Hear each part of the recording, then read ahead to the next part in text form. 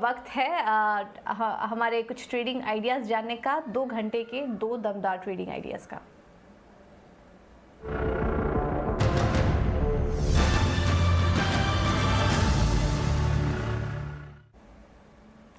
कुणाल, आपकी तरफ से 2 कॉल्स आज के लिए ट्रेडिंग के लिहाज से कौन सी होंगी? वो है एचडीएफसी लाइफ इंश्योरेंस का। देखिए ये काउंटर आज आज डेज हाई पे चल रहा है और बहुत ही अच्छी मोमेंटम इसमें बनी हुई है। रुझान भी पॉजिटिव है और इस लेवल पे आई थिंक एक पोजिशनल बाय भी इस काउंटर में बन सकता है।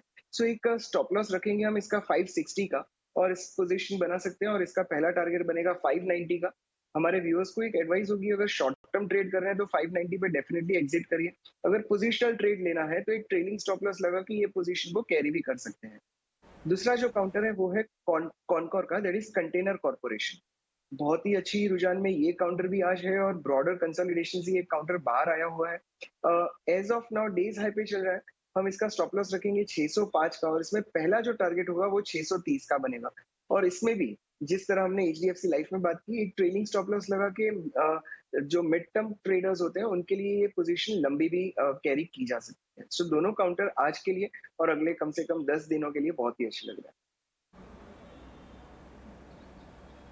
ठीक है, तो अच्छे काउंटर्स हैं अगले 10 दिनों के लिए भी, लेकिन ध्यान रखिए स्टॉप लॉस जरूर लगाइए क्योंकि काफी ज्यादा उतार चढ़ाव दिख रहा है। बट इन दोनों स्टॉक के लिए ट्रेंड काफी अच्छा दिखाई दे रहा है। एचडीएफसी लाइफ आज यहाँ पर भी तेजी है, टॉप निफ्टी गेनर है और कॉनकॉर भी करीब 5% की मजबूती आज दिखा रहा है। 630 के लेवल्स के लिए आप यहाँ पर खरीदारी कर सकते हैं। चलिए, मार्केट में कमजोरी है और इस बीच इन स्टॉक्स में तो तेजी दिख रही है, लेकिन कुणाल आज कुछ और भी स्टॉक्स हैं जहां पर की कमजोरी दिखाई दे रही है। इस बीच मिड कैप आईटी स्टॉक को देखिए, वहां पर भी कमजोरी है। लार्ज कैप स्टॉक्स में तो कमजोरी दिखाई दे ही रही है। केपीआईटी टेक पर एक बार आपका व्यू लेना चाहेंगे। यहाँ पर खबर भी आई है सौमित सॉल्यूशन का कंपनी ने अधिग्रहण कर लिया है, लेकिन आज जो भी खबरें आ रही है उसका कुछ इम्पैक्ट यहाँ पर दिख नहीं रहा है। स्टॉक देखिए अब 5% से ज़्यादा टूट चुका है। आपकी क्या राय बन रही है आईटी शेयरों पर? Specially mid cap IT space में भी हम जानना चाहेंगे क्योंकि उनसे ज़्यादा मिड कैप आईटी टूट रहे हैं। तो फिलहाल ये जो निचला स्तर है, खरीदारी करने की राय दे रहे हैं? अट्रैक्टिव लग रहे हैं आपको ये सब कंपनी, या फिर अभी छोड़ देना चाहिए, अवॉइड करना चाहिए? सी पूजा, हम टेक्निकल्स में बहुत ही ज्यादा इंपॉर्टेंस इस चीज को देते हैं कि अगर काउंटर गिर रहा है तो फिर कंसोलिडेशन में आना चाहिए, उसके बाद ही हम उसे बाइंग की लिए शॉर्टलिस्ट कर सकते हैं।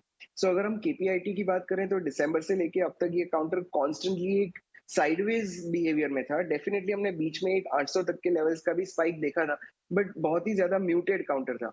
और देखिए कम से कम इसने 5 बार 515 का सपोर्ट लिया था, लेकिन इस बार इसने 515 के लेवल्स तोड़ के नीचे की जर्नी शुरू की है। सो इस लेवल पे डेफिनेटली अवॉइड करें।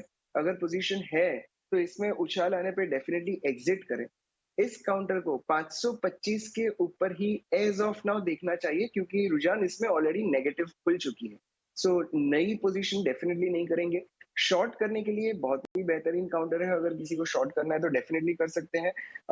475 का स्टॉप लॉस रखें और इस पोजीशन को कैरी कर सकते हैं, बट बाइंग के लिए इस काउंटर को एज ऑफ नाउ अवॉइड करने की सलाह बनेगी।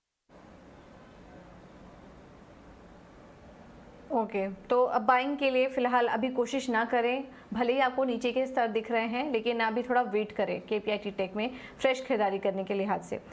एक और स्टॉक जिसमें कि आज वीकनेस काफ़ी दिखाई दे रही है वो है अदानी पोर्ट्स। कंपनी के जो नतीजे आए हैं वो भी थोड़ी कमज़ोरी साइड पर ही हैं और मैनेजमेंट की जो कमेंट्री भी निकल कर आ रही है, जो आगे की गाइडेंस है वो भी इतनी कुछ अट्रैक्टिव नहीं है। और अदानी पोर्ट्स देखिए करीब 5.5% कमज़ोर हो चुका है स्टॉक। अब देखिए धीरे धीरे करके, और दिन के निश्चित स्तर पर ये स्टॉक भी कारोबार कर रहा है 711 के आसपास।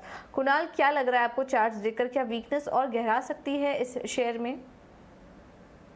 सो पूजा, मैं इसमें भी एक लंबी अवधि का चार्ट देखता हूँ बिकॉज काउंटर में बहुत ही ज्यादा वॉलेटिलिटी देखी है। सो मार्च 2021 से लेके अब तक अगर आप देखिए तो ये काउंटर कम से कम 8 बार 675 तक के लेवल्स तक आता है और वहीं से बाउंस लेता है। एज ऑफ नाउ 710 पे चल रहा है।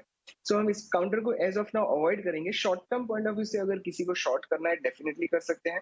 इसका स्टॉप लॉस बनेगा 725 का और पहला टारगेट बनेगा 675 का।